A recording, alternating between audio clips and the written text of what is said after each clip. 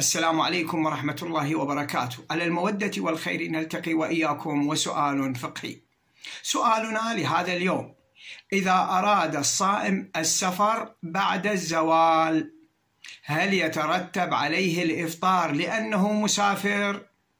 الجواب: من سافر بعد الزوال لا يجوز له الإفطار بحجة السفر، بل يجب عليه البقاء على صيامه. والحمد لله رب العالمين، وصل يا رب على محمد وآله الطيبين الطاهرين.